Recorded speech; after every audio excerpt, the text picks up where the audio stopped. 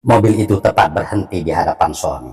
Pengendaranya seorang lelaki tua yang langsung turun dan menghampiri. Dia paham apa yang dilihatnya. Tanpa banyak tanya, dia langsung menyuruh dan membantu Sony mengangkat tubuh sang gadis ke bak belakang mobil pick-up-nya. Sony duduk melonjorkan kaki, memangku dan mendekat tubuh sang gadis. Pak sopir segera tancap gas, melewati gedung Batamindo dan pohon beringin. Di tengah perjalanan, gadis itu sempat sadarkan diri. Pandangan matanya sayu menatap wajah Sony. Tangannya terangkat lemah menyentuh lengan Sony yang sedang mendekatnya, seakan sedang menyampaikan ucapan terima kasih. Setelah itu, pandangan mata sayu itu tertutup lagi. Sang gadis pingsan kembali. Tak lama kemudian, Pak Tua tiba di rumah sakit. Gadis itu segera dilarikan ke ruang unit gawat darurat. Segala administrasi diurus oleh Pak Tua, sementara Sony hanya duduk menunggu tanpa tahu harus berbuat apa. Seorang perawat menghampiri Sony dan memintanya membersihkan tubuh yang belepotan darah. Setelah itu, Sony diberikannya selembar baju kaos, ternyata besar dan longgar di tubuh Sony. Tidak apa-apa daripada Sony telanjang dada. Sesaat kemudian, Pak Tua keluar ruangan dan menghampiri Sony. Banyak hal yang diceritakannya tentang sang gadis. Salah satunya, dia meminta Sony untuk mendonorkan darah. Sony bersedia, ternyata golongan darah Sony O.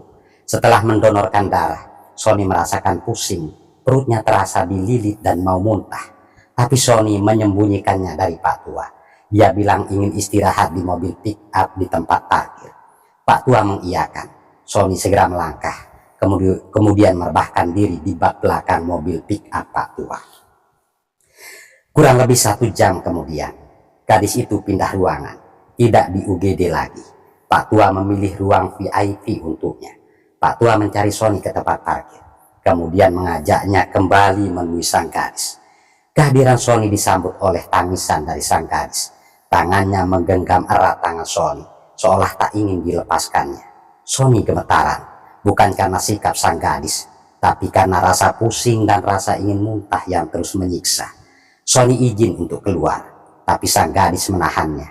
"Namamu siapa?" tanyanya. "Sony," jawab Sony singkat. Kini Pak Tua tahu, ternyata pemuda yang dibantunya menolong sang gadis ini bernama Sony. Pak Tua berkata, "Jangan kemana-mana, kita sedang menunggu kedatangan orang tuanya. Mereka sudah ditelepon tadi." Sony menjawab akan duduk sebentar di luar. Pak Tua mengangguk, dan gadis itu pun melepas tangan Sony. Tapi ternyata Sony tidak duduk. Dia terus melangkah pelan melewati tempat parkir dan pintu gerbang rumah sakit. Sony ingin menjauh, menyembunyikan keadaannya dari Pak Tua dan sang gadis.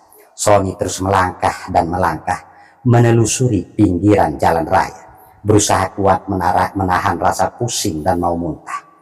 Tapi kekuatan Sony pun akhirnya melemah.